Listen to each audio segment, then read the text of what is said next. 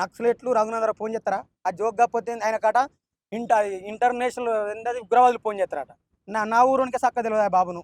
నువ్వు ఎంతో కొంత మా మావాడు అడ్వకేట్ మా జిల్లా కింద మంచి ఎంపీ అనుకున్నాం కానీ ఇక బండి సంజయ్ కంటే అభిమానం ఉన్నవని నాకు నిన్ననే తెలిసింది. తొలి వెలుగు రాగన్నట్టు ఆయన తెలంగాణ ప్రజల గురించి ప్రశ్నిస్తుండే ఆ బాబు నీ లెక్క ఒక జెండా పట్టుకుని తిరుగుతలేడు. మిత్రులారా, యావత్ భారతదేశ ప్రజలారా, ఉద్యమాలు పుట్టిన నేల ఉస్మాన్ యూనివర్సిటీ తరపున ఈ తెలంగాణ ప్రజలందరికీ చేతులెత్తి నమస్కరిస్తున్నాం. ప్రజలారా, ప్రజాస్వామిక వాదులారా, విద్యార్థులారా, మేధావులారా, రాజకీయ నాయకులారా, ఒక్కసారి మా మాటలు మీరు వినండి. గురజాడ అప్పారావు ఒక మాట చెప్పిండు, దేశమంటే మట్టి కాదో దేశమంటే మనుషులు అని గురజాడ అప్పారావు చెప్తే, దేశమంటే అదానిదో దేశమంటే అమ్మానిదో, నేను అమిత్ షా ఈ దేశాన్ని అదానికి అంబానికి అమ్మేస్తా అని చెప్పి నరేంద్ర మోడీ చెప్పిండు. ప్రజాస్వామ్యం అంటే ప్రజల కొరకు ప్రజల చేత ప్రజలు ఏర్పాటు చేసుకుంది ప్రజాస్వామ్యం అయితే, అదానీ అంబానీ కొరకు ఏర్పాటు చేసుకుంది బీజేపీ, భారతీయ జనతా పార్టీ, ఈ భారత ప్రభుత్వం. ఎవరు ప్రశ్నించినా బీజేపీని అర్బన్ నక్సల్ట్ అంటారు. ఇగో ఈ బుక్ చూడండి అందరూ. ఈ బుక్ ఏంది? భారతదేశ రాజకీయ ఖైదీల గొంతుకలు, చందమామను ఎంతకాలం బంధించేయగలని బుక్ ఉంది. ఈ బుక్కులో ఏముంది? బీజేపీ ప్రభుత్వానికి ప్రజల పక్షాన ఎవరు ప్రశ్నించినా అర్బన్ నక్సల్ ముద్ర వేయాలి, లేకపోతే దేశద్రోహి ముద్ర చేయాలి, జైల్లో పెట్టాలి. మీ దృష్టి తీసుకొస్తున్నా, 2014లో మీరు అధికారంలోకి వచ్చిన తర్వాత నేటి వరకు ఈ దేశంలో అత్యధికంగా హత్యలు, అత్యాచారాలు మహిళల మీద మీరు పరిపాలిస్తున్న ఉత్తరప్రదేశ్ బీజేపీ పాలిత రాష్ట్రాల్లో జరిగినాయి కదా, మరి దీనికి సమాధానం ఏడ చెప్తావు? ఎవడు బీజేపీ వ్యతిరేకంగా మాట్లాడిన అర్బన్ నక్సల్ అంటారు? నిన్న మొన్న గాదేని మీరు అరెస్ట్ చేసిరు. నేను ఒక్క మాట్లాడుతున్నా, ఎన్ఐఏను నేను చిన్న ఉన్నప్పుడు పేపర్లు చూసుకొని దేశంలో పెద్ద పెద్ద సంఘటనలు జరిగినప్పుడు ఎన్ఐఏ దర్యాప్తు చేసేది. ఎన్ఐఏ చేతిలో నిన్నే దగ్గరికి ఎందుకు వచ్చింది? ఎన్ఐఏ సంస్థ చేతిలో నిన్నే దగ్గరకు వచ్చి ఏం తెలుసుకోపోయింది? 160 మందికి అన్నం పెడుతూ నిన్నే ఒకసారి వాళ్ళ బాధలు అడుగురి. ఇన్నే ఏం చేస్తున్నా చెప్తాడు. వీళ్ళు ఇన్నే గురించి ఏమేదో మాట్లాడతలేరు. విద్యార్థులు మేము తీవ్రంగా ఖండిస్తున్నాం. అమిత్ షా ఒక ప్రంజితత్వం ఒక మాట అంటాడు, పేదవాళ్లకు హెల్ప్ చేస్తే, పేదవాళ్లకు సహాయం చేస్తే ఆ మనిషి గొప్పోడు అంటారు. అదే పేదవాళ్ళను ప్రభుత్వము రాజ్యము దోపిడీ చేస్తుంది అని చెప్పి అదే వ్యక్తి మాట్లాడితే ఆయన రాజద్రోహి అంట. అంటే ఇప్పుడు బీజేపీ ప్రభుత్వం ఇగో ఇదే పథకాన్ని, ఇదే పనిని ప్రారంభిస్తుంది, ఇదే పనిని కొనసాగిస్తుంది. చెప్పు. నిన్న మొన్న మన తొలి వెలుగుల రఘునందరావు మాట్లాడుతుండు రగన్నతోని. నేను చూసిన, mister Raghunandan Rao, I'm asking one question, tell me answer. నువ్వు అదే నెల పుట్టావు, నేను అదే నెల పుట్టా. రగన్న నీకు మన కాకోళ్ళ నోరుందని కవకవ కొడుతున్నావు. నువ్వేం చేసినావు మెదక్ జిల్లాలో నాకు తెలియదా? నేను అదే గడమే పుట్టా, నువ్వు అదే గడమే పుట్టావు. కేసీఆర్ పుట్టిండు, గద్దర్ పుట్టిండు, వేలాది మంది ఉద్యమకారులు పుట్టిరా నేలలా. ఏం తెచ్చినావు మా మెదక్ జిల్లాకు? అర్బన్ నక్సల్ అని చెప్పి రగన్న మీకు అంటావు. నెక్స్ట్ అంట అర్బన్ నక్సల్ అంత చూస్తావంట. అర్బన్ నక్సలెట్ ఏంది? ప్రశ్నించాలంతా అర్బన్ నక్సలెట్లేనా? పెట్టుకో జైల్లో లేచి ఈ దేశంలో పీడితులందరూ జైల్లో పెట్టు రఘునందరావు. నువ్వు తెలుగు కలర్ అనుకున్నా, నువ్వు అడ్వకేట్ అనుకున్నా, నీ అమ్మ నీకు బండి సంజయ్కి ఏం తేడుందే? ఆయన ఐటమ్ నెంబర్ 6 ఆయనకి అన్నావు నువ్వు. ఇదా మీరు చేసే పరిపాలన?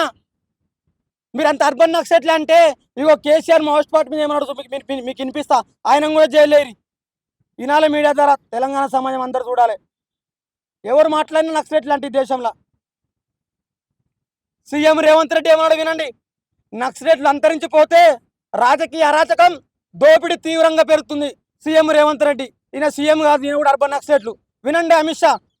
ఇంకోటి కేసీఆర్ చెప్పిండు, మాజీ సీఎం, ప్రపంచంలో మార్క్సిజాన్ని మించిన గొప్ప సిద్ధాంతం మరొకటి లేదు, మావోయిస్ట్ సిద్ధాంతమే నా సిద్ధాంతం. ఇగో ఈయన కూడా నక్సలెట్, జైలేరి. కేసీఆర్ కూడా జైలు వేయాలి. అడవులు సురక్షితంగా ఉంటేనే మనం సురక్షితంగా ఉంటాం. మనుషులకు ఆక్సిజన్ చాలా ముఖ్యం. నక్సలెట్లు అడవిలో ఉన్నారు కనుకే అడవుల ఖనిజ సహజ వనరులు సురక్షితంగా ఉన్నాయి. ఐపీఎస్ రిటైర్డ్ అధికారి ప్రకాష్ సింగ్, ఈయన కూడా జైలేరి. ఇగో ఇట్లా ఎవరు కూడా ప్రజల పక్షాన మాట్లాడితే వాళ్ళని అర్బన్ నక్సల్ ముద్రేసి జైలు వేస్తున్నారు. మేము ఒకటే చెప్పదలుచుకున్నాం, ప్రజలారా మీరు ఆలోచన చేయండి. మీరు మన నిమ్మకు నీరెత్తినట్టు ఎవరి పనులు వాళ్ళు చేసుకోపోతే ప్రశ్నించడం, జైలు వేసుకుంటా అమిత్ షా మోడీ వీలు పోతురు. మీరు ప్రజలందరూ బయటకు రావాలి. మేము మీ గురించి ఎందుకు మాట్లాడుతున్నాం? మీరు పన్నులు కడితే, మీరు స్కాలర్షిప్లు కడితే మేము యూనివర్సిటీ దాకా వచ్చి చదువుకున్నాం. మేము ఆ చదువు ఎవరి కోసం ఉండాలి? ఈ ప్రజల కోసం ఉండాలి. అందుకే పెద్ద మనిషి ఒక మాట చెప్పిండు, చదువు అంటే సమాజాన్ని చదవమని చెప్పిండు. మేము ఈ సమాజంలో జరుగుతున్న అన్యాయాల గురించి మాట్లాడుతున్నాం. చెప్పు. 2014 ముందు అదానీ, అంబానీ ప్రపంచ ధనవంతుల జాబితాలు ఏడురు?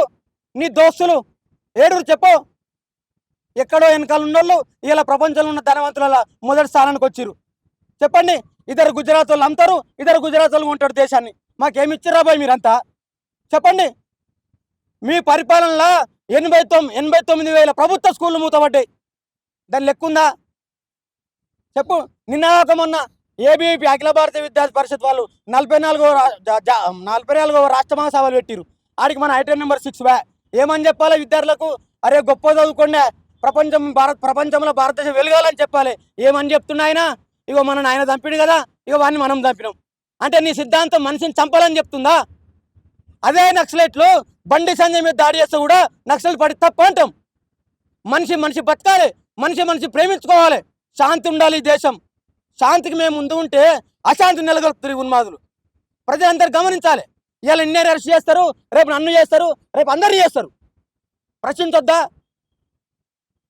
పార్లమెంట్ దేనికోసం ఉంది? అదాని అంబానీ కోసం ఉందా పార్లమెంట్? ఒకటే రోజు అదాని కంపెనీ కోసము 8 లక్షల చెట్లు నరికేపించారు బస్తార్లా. తెలియదా అది? బాధతోని మాట్లాడుతున్నా.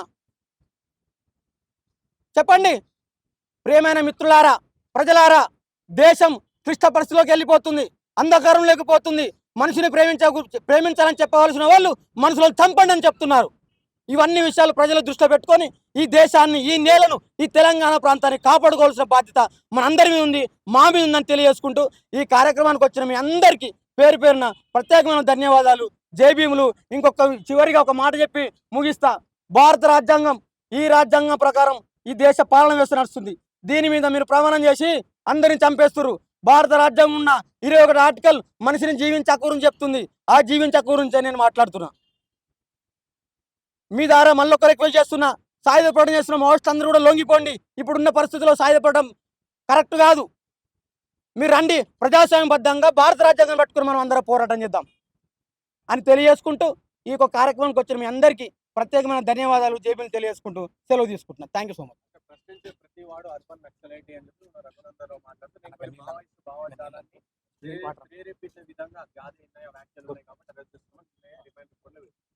ఇప్పుడు నేను ఇంతకు ఏం చెప్పినంటే, ఈ బుక్లో మొత్తం ఉంది.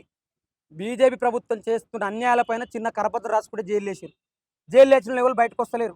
ఇప్పుడు గాదే ఎన్నయ్య గురించి నేను ఏమంటున్నా, అందుకే గాదే ఎన్నయ్య నక్సలైట మావోయిస్ట్ పార్టీతో సంబంధాలు ఉన్నాయి తెలుసుకోవాలనుకుంటే ఆయన ఆశ్రమం నడుస్తుంది కదా, ఆశ్రమం 160 మంది పిల్లల్ని అడగండి, ఆయన ఎవరితో సంబంధం లేదు తెలుస్తుంది. మరి నువ్వు 160 మంది పిల్లలకు అమిత్ షా ఏం సమాధానం చెప్తారు? అమిత్ షా 160 మందికి ఎవరైనా అన్నం పెట్టిండా? అనాథలు ఇంకెందుకు నీ దేశంలో? చెప్పండి. చెప్పరు దాని మీద. ఆయన ఏమన్నాడు గాదే అన్నయ్య? ఆయన బాధలా మాట్లాడిండు, భావప్రకటన అంతకన్నా ఘోరంగా చెప్పిండు. కేసీఆర్ పెద్ద బహిరంగ సభలు చెప్పిండు. బలం ఉన్నామని చెప్పి బలహీన తప్పుకూడా పోతావా పిలువ అని చెప్పి కేసీఆర్ అన్న ఆపరేషన్ కాగారు మీద. మరి కేసీఆర్ ఎందుకు అరెస్ట్ చేయలే? చెప్పు. బలహీనుల మీద బలవంతులు రాజ్యం యుద్ధం చేస్తుంది, దాన్ని ప్రజలందరూ చూస్తారు. ప్రజలంతా తెలివి తక్కువలు పిచ్చోలు కాదు. అందులో తెలంగాణ సమాజము, తెలంగాణ చైతన్యవంతమైన నేల. ఏదో నువ్వు కమలం పట్టుకొని దూక్కుంటూ వస్తున్నావు. వీళ్ళ మేధావులు ఎవరు మాట్లాడతలేరు. ఎందుకు? మేధావుల నోట్ల కమల పువ్వు పెట్టిండు అమిత్ షా. చెప్పండి. ఉద్యమకారు నోట్ల కమలం పెట్టిరా బీజేపీలో? బీజేపీల మీద దాడులు చేస్తే కూడా మేము మాట్లాడతాం. ఈ దేశం మనది, శాంతిగా ఉండాలని చెప్తున్నాం మనం. ఏ రాజ్యాంగం చెప్పింది గన్నులు పట్టుకొని అడతలకు పోయి పేపర్ అడ్డోత్సవాలను కాల్చి చంపడానికి? ఏ రాజ్యాంగం చెప్పింది? ప్రశ్న వస్తుంది కదా. ఇప్పుడు ఏ రాజ్యాంగం చెప్పిందని వాళ్ళు అందుకే ఏమన్నారు, మేము శాంతిలకు వస్తామని చెప్పారు. వాళ్ళు ఇన్ని రోజులు సాయుధపడడం చేసి మాతో కాదని చెప్పినప్పుడు వాళ్ళని పిలవాలి. పిలిచి వస్తే కదా నువ్వు ఆయనతో మాట్లాడదు కదా తెలిసేది. వాళ్ళు వస్తామంటే మీరు ఎట్లా చంపుతారు? మరి మీకు రైట్ ఇచ్చిందా? అసలు భారత రాజ్యాంగం మీద ప్రమాణం చేసిన వ్యక్తి, సాక్షాత్ దేశ హోంమంత్రి ఒక డేట్ పెట్టుకొని మనుషులను చంపేస్తాడా? అసలు ప్రపంచ చరిత్రలలో మనుషులను చంపేస్తాడు స్టేట్మెంట్ ఇచ్చిన హోంమంత్రిని చూపిస్తారా? ఒక దేశ ప్రధానమంత్రిని చూపిస్తారా? చెప్పండి. నేను అందుకే వాళ్ళు కూడా అప్పీల్ చేస్తున్నాం. మేము యూనివర్సిటీ విద్యార్థులు వాళ్ళు రమ్మని చెప్తున్నాం, బయటికి వచ్చేసి రాజ్యాంగబద్ధంగా పోరాటం చేద్దామంటున్నాం. ఇప్పుడు నేను అందుకే ఏమన్నా అంటే, ఇప్పుడు వాళ్ళ వల్ల వీళ్ళ వల్ల మధ్యలో నలిగిపోతున్న ఆదివాసీ ప్రజలు. నీకు ఆ మధ్య ఒక 6 నెలల పాప మంగిలేని ఒక 6 నెలల బిడ్డ చచ్చిపోయింది. 6 నెలల బిడ్డ తుపాకీ ఎత్తుకుని అమిత్ షాకు ఎదురు పెట్టి నిలబడదా? చెప్పు. కొట్లాడింది అమిత్ షాతో, బయట చచ్చిపోయింది.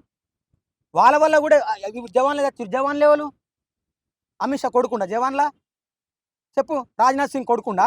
మన ఎమ్మెల్సీ మన బీజేపీ పార్టీ అధ్యక్షుడు రామచంద్ర కొడుకుండా ఆ జవాన్లు మన్నలే కదా, ఆ జవాన్లు మా తమ్ములే కదా. అంటే మేమిద్దరే కొట్టుకొని చావాలా? మీరిద్దరు సప్పళ్ళు కొట్టి బయట కూర్చొని ఆ కనీస సంపద మొత్తం ఆదానికి అమ్మానికి మీరు అమ్మల్లా? చెప్పండి. మేము ఒకవైపు యుద్ధంలో మా వాళ్ళే, అటువైపు మా వాళ్ళే, ఇద్దరు మా వాళ్ళే. మా ప్రజలు చచ్చిపోతురు, మా బాధ అది. మేము చచ్చిపోతున్నాం, మా ప్రజలు చచ్చిపోతురు. వద్దని చెప్తున్నాం మేము. ఇప్పుడు కాదు, మేము శాంతి మేము రౌండ్ టేబుల్ మీటింగ్ కూడా పెట్టాం. రాజ్యాంగాన్ని గౌరవించేటప్పుడు నచ్చకపోతే ఓటు ఐదు అవుతుంది కదా, మార్చుకోవచ్చు కదా ప్రస్తుతం. నేను అందుకే చెప్తున్నా, అందుకే అప్పీల్ చేస్తున్నా. మీరు రండే, మన భారత రాజ్యాంగం ఉంది, దీని ప్రకారం ప్రభుత్వాన్ని అర్థమని చెప్తున్నాం. మేము తుపాకులు పట్టుకొని తిరగమని చెప్తున్నాం, వద్దు సాయుధపడడం బంద్ చేయమని చెప్తున్నాం. భారత రాజ్యాంగం ప్రకారం ఓటక్కుతోని ప్రభుత్వాలను మనం మార్చుకొని ప్రజల కోసం పనిచేయమని చెప్తున్నాం. డాక్టర్ బాబాసాహెబ్ అంబేద్కర్ ఒక్క నెత్తుర్చు కూడా నేల మీద చింతించకుండా పార్లమెంట్ సిస్టాన్ని ఏర్పాటు చేశారు. కానీ ఆ పార్లమెంట్ సిస్టాన్ని వీళ్ళేం చేశారు? పందులతోటి చేశారు. పార్లమెంట్లో ఏం చర్చలు జరగాలి? దేశంలో నిరుద్యోగ అంశం మీద చర్చ పెట్టాలి. ఇప్పుడు పెట్టిరా? ఏం మాట్లాడతారు? ఇదేనా? ఇది చాలా తప్పు అంటున్నాం మేము. గాదే అరెస్ట్ వెనుక కుట్ర లేదని ఎందుకు అనుకుంటాం? ఏం కుట్ర ఉంది? 120 మంది అనాథాలకు అన్నం పెడుతుంది. పెట్టనియొద్దు, రాజ్యం అమిత్ షా పెట్టనియొద్దు, వాళ్ళందరూ చచ్చిపోవాలి. ఏం కుట్ర ఉంది ఆయన దగ్గర? ప్రజల గురించి ప్రశ్నిస్తుండు, తెలంగాణ ఉద్యమం గురించి ప్రశ్నిస్తుండు అని, తెలంగాణ గురించి కొట్లాడుతుడు అని చెప్పి నోరు మూయాలని చెప్పి మూసిరు.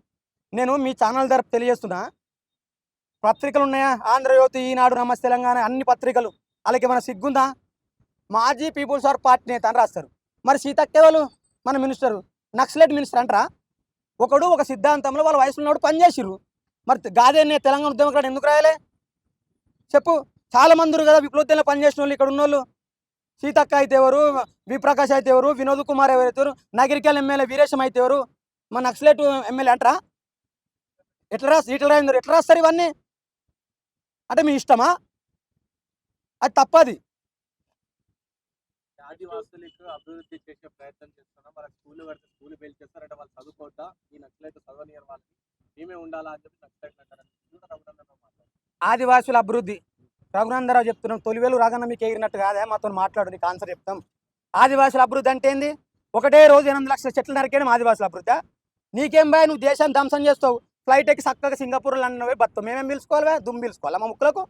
ఆదివాసులు చదువుకునే స్కూళ్ళలో క్యాంపులు పెట్టింది. చెప్పు. ఇప్పుడు వాళ్ళు నక్సలైట్లు వద్దు, వెళ్ళిపోయి కొట్లాడదాం. అడవులని ధ్వంసం చేసుకున్నాం, ఏం పిలుచుకొని బద్దాం చెప్పు? నీ గాలి నేను పిలవాలా, నా గాలి నువ్వు పిలవాలా? ఇలా మాట్లాడుతుండ్రు రఘునందరావు. మేము కాదా దేశభక్తిని మాట్లాడుతున్నాం. నీ ఇల్లు ఎప్పుడన్నా మా ఊర్లో మన వాడకట్టుకున్నా అదే ఆయన ఊరు ఇల్లు? ఆయన బిడ్డ మన బిడ్డలతో చదువుకుందా? మరి మీకేం తెలుస్తుంది మా బాధలు? మీరు వచ్చి మా పక్కన కూర్చుంటే కానీ తెలిసేది. ఇదేనా మీరు చెప్పేది? ఒక్కరి పిల్లలన్నా మన పిల్లలతో ఉంటారా? మరి వాళ్ళకి ఎట్లా తెలుస్తుంది బాధలు? ఇదంతా తప్పు అని మాట్లాడుతున్నాం మేము. రఘునందరావు, నువ్వు ఎంతో కొంత మావాడు అడ్వకేట్, మా జిల్లా కింద మంచి ఎంపీ అనుకున్నాం. కానీ ఇక బండి సంజయ్ కంటే అద్మానం ఉన్నవని నాకు నిన్ననే తెలిసింది. తొలివేలు రాగన్నట్టు ఆయన తెలంగాణ ప్రజల గురించి ప్రశ్నిస్తుండే బాబు. నీ లెక్క ఒక జెండా పట్టుకుని తిరుగుతలేడు. నీ లెక్క గుజరాత్తో అమిత్ షా ఉత్తర భారత్లో చెప్పులు మొత్తలేడు. ఈ తెలంగాణ మట్టి కోసము, ఈ తెలంగాణ నేల కోసము, ఈ తెలంగాణ ప్రజల కోసం కొట్లాడుతుండు, నిలబడి మాట్లాడుతుండు. ఓ నోరుందని మన కాకిలకు సర్రనేగా పడుతున్నావు ఎందుకే? అది బంద్ చేసుకో. మాదదో నేల, నీదాదో నేల. ఎగిరి పడొద్దు. బలం ఉందని చెప్పి దుంకులాడితే కాలం గొప్పది. నీ బలాన్ని కూడా గుంస్తారు. అప్పుడు మిగిలి కూడా దుంకులాడాలి. అట్లా అప్పుడు నీ మీద దారి జరుగుతాడు. మళ్ళీ నేనే మాట్లాడాలి. ఇప్పుడు నీది కూడా దుబ్బాకనే నాకు తెలుసు. నక్సలైట్లు రఘునందరావు ఫోన్ చేస్తారా? ఆ జోక్ కాకపోతే ఆయన కాట ఇంటర్నేషనల్ ఉగ్రవాదులు ఫోన్ చేస్తారట. నా ఊరునికే చక్క తెలియదు బాబును. ఉగ్రవాదులు వెళ్తావా? మా ఊర్లో మా అయ్యను అడుగుతారు, ఎంపీ కూడా చెప్తారేమో. మా అయ్యకు తెలియదు ఆయన ఎంపీ. ఎందుకు? అవన్నీ డ్రామా, అదో డకోల ప్రోగ్రామ్. ఏం పని లేదు. ఉద్దర ముచ్చట్లు ఉత్త కథలు ఉన్నాయి రఘునందరావు. అది బంద్ చేసుకో. చివరిగా రాష్ట్ర ప్రభుత్వానికి కేంద్ర ప్రభుత్వానికి ఏం అప్పీల్ చేయబోతున్నారు ఉస్మానియా యూనివర్సిటీ వేదికగా? రాష్ట్ర ప్రభుత్వాన్ని కానీ కేంద్ర ప్రభుత్వం కానీ భారత రాజ్యాంగాన్ని అమలు చేయమని చెప్తున్నాం. ఈ భారత రాజ్యాంగాన్ని అమలు చేయాలి. ఈ భారత రాజ్యాంగాన్ని అమలు చేస్తే ఈ దేశంలో ఎటువంటి ఉద్యమాలు కానీ జరగవు. ఈ భారత రాజ్యాంగాన్ని అమలు చేయకపోతే ఉద్యమాలు జరుగుతాయి. ఇది అమలు చేస్తే బాగుంటుందని మేము అప్పీల్ చేస్తాం.